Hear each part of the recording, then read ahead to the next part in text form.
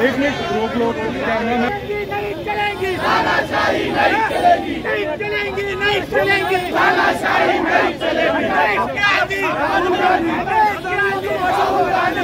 चलेंगी, तानाशाही नहीं चलेगी, नहीं चलेंगी, नहीं चलेंगी, तानाशाही नहीं चलेगी।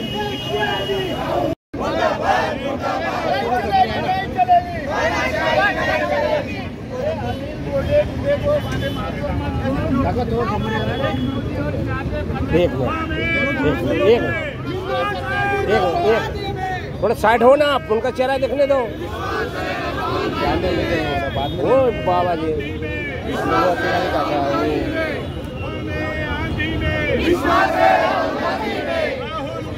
हम तुम्हारे साथ हैं, राहुल गांधी आगे बढ़ो, हम तुम्हारे साथ हैं। बीजेपी सरकार मुर्दाबाद, बीजेपी सरकार मुर्दाबाद, बीजेपी सरकार मुर्दाबाद। मोदी को धमकी देने वालों को, मोदी को धमकी देने वालों को संघर्ष करो, हम तुम्हारे साथ हैं।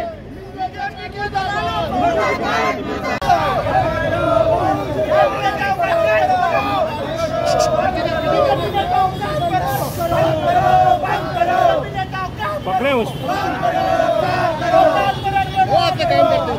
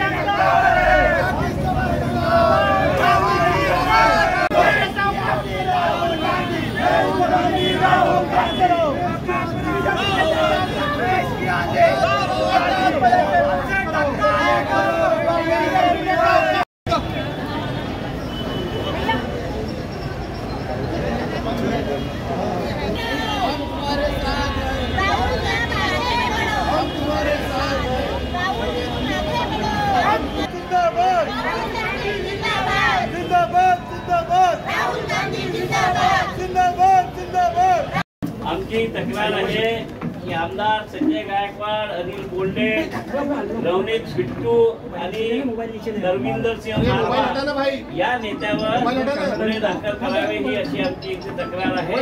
आणि आपण याच्यावर काय करणार आहे, सगळं दाखल करणार आहे की नाही करणार आहे, नाही करणार ते तुम्हाला करणार नाहीये, तुम्ही सांगा आम्हाला। सरळ देशामध्ये दहशतवाद पसरवण्याचा हा प्रयत्न आहे आणि हा प्रयत्न आणि एवढं सर्व होऊ नये म्हणून ते आमच्या पक्षाचे नेते आहेत। आणि या देशामध्ये काय चाललं, कायद्याचं राज्य आहे की नाही, की कोणी उचलला कोणालाही याची भेट छाटू, याचं डोकं छाटू, त्यांना याच्या आधीप्रमाणे आम्ही मारून टाकू, असं जर व्हायला लागलं तर या देशामध्ये शांती राहणार नाही।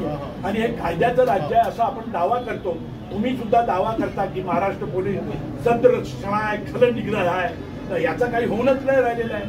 खल कसे फिरून राहिले,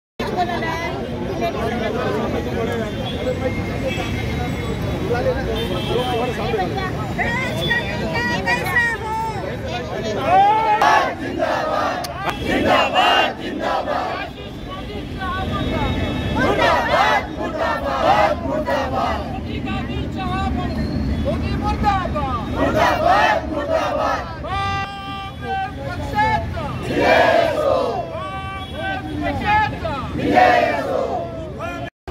दलालों को मारो सालों को, भाजपा के दलालों को मारो सालों को, भाजपा के दलालों को मारो सालों को। पुलिस को आगे करता है, जब जब मोदी डरता है, पुलिस को आगे करता है। संजय गायकवाड़ मुर्दाबाद मुर्दाबाद मुर्दाबाद, रवनीत बिट्टू मुर्दाबाद मुर्दाबाद मुर्दाबाद। आरएसएस के दलालों को जूते मारो सालों को, भाजपा के दलालों को जूते मारो सालों को। राहुल गांधी जिंदाबाद जिंदाबाद जिंदाबाद।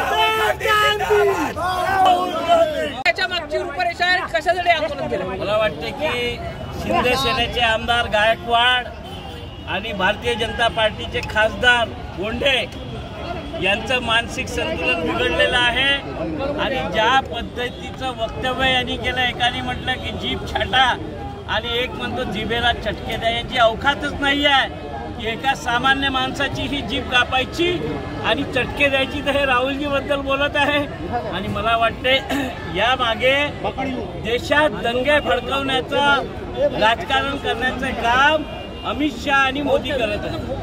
जर अमित शहा आणि नरेंद्र मोदींचं यांना पाठिंबा नसेल तर त्यांनी यांना पक्षातून बडतर्फ करावं, यांच्यावर गुन्हा दाखल करावा आणि आपला असली चेहरा काय आहे तो दाखवावा.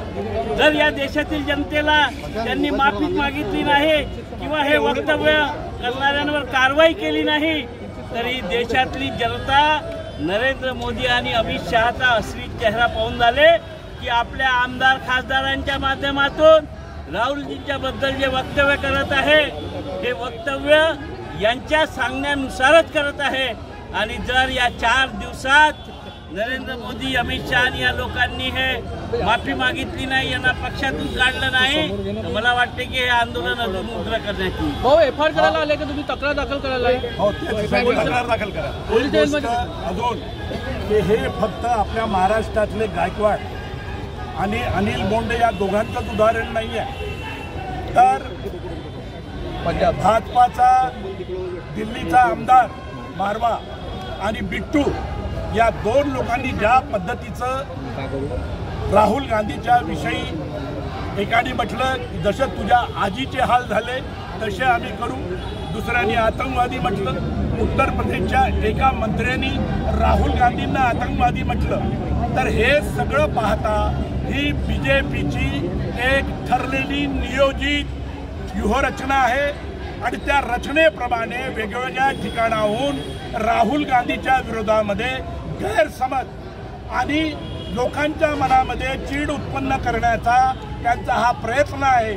पण या देशातले लोक समजदार आहेत. जे राहुल गांधी लंडनमध्ये किंवा अमेरिकेमध्ये बोललेच नाही ते त्यांच्या तोंडी टाकण्याचा प्रयत्न करून राहिलेले आहेत. यांच्या प्रवक्त्यांनी सामोर यावं, आमच्या प्रवक्त्याबरोबर त्यांनी वादविवाद करावा आणि जे बोलले नाही त्याच्याबद्दल खुलासा करावा.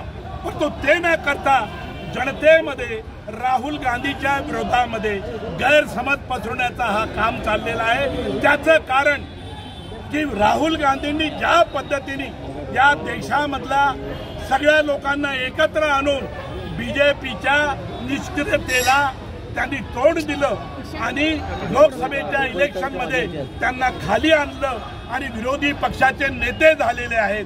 ते त्यांना सहन होत नसल्यामुळे त्यांनी अशा पद्धतीनं राहुल गांधीला नाकीनऊ आणण्याचा प्रयत्न, त्यांना खच्ची करण्याचा प्रयत्न करून राहिलेला आहे. पण ते चालणार नाही, कारण की या देशातली जनता सुज्ञ आहे आणि त्यांचा हा जो प्रयत्न आहे, हा जो तालिबानी प्रयत्न आहे, हा जो फासिस्ट प्रयत्न आहे, तो हाणून पाडल्याशिवाय या देशातली जनता राहणार नाही. तो आमचा निर्धार आहे. थँक्यू.